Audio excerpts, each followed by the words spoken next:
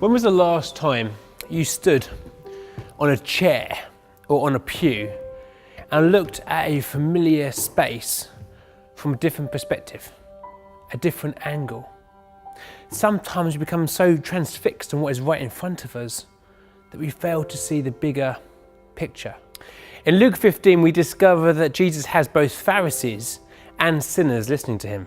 In Luke 16, he tells two parables that speak directly to these two very different groups of people. The first story is about a rich man and a manager.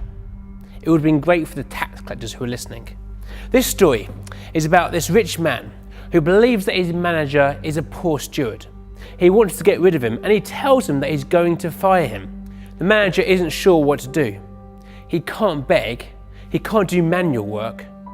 So instead he brings in all of his master's clients, all of those who are in debt to the rich man. And each of them, he cuts their debts.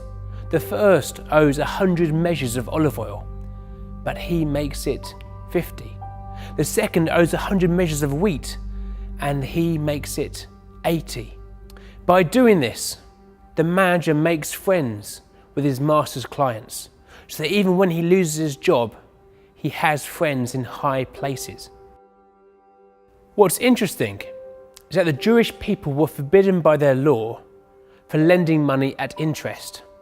So they got around this by lending wheat or lending olive oil. The manager, by cutting their debts, had probably just taken off the interest, and there was nothing his master, the rich man, could do.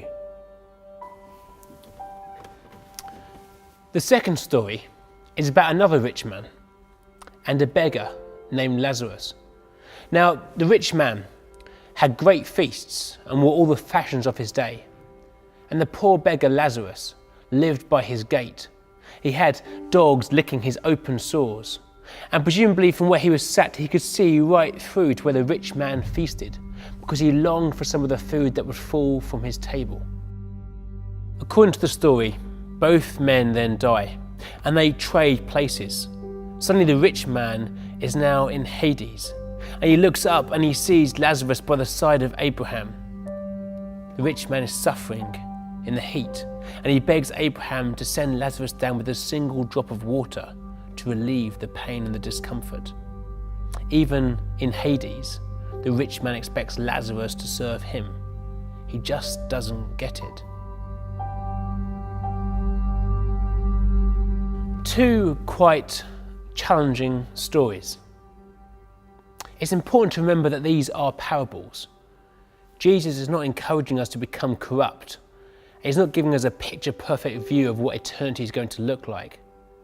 But I think in both of these stories, he's reminding us to get the bigger picture, the bigger, wider perspective. Both stories are about an end that is approaching. In the first story, the manager is about to lose his job, but at that time he still has the rich man's books under his discretion, and he uses that opportunity to make a difference for what will happen next in his life. In the second story, the rich man has all of this wealth which he loves. He spends it on fashion and feasts, and he fails to seize the opportunity to bless the poor. Lazarus, who sits at his gate, gets nothing. The opportunity to serve him is missed. The challenge for me is this: life is short. One day we'll all check out. What we do in this life echoes in eternity. What opportunities do you have today to make an eternal difference? Today, let's get that bigger perspective, that bigger picture, and remember that what we do here has a long-lasting impact forever.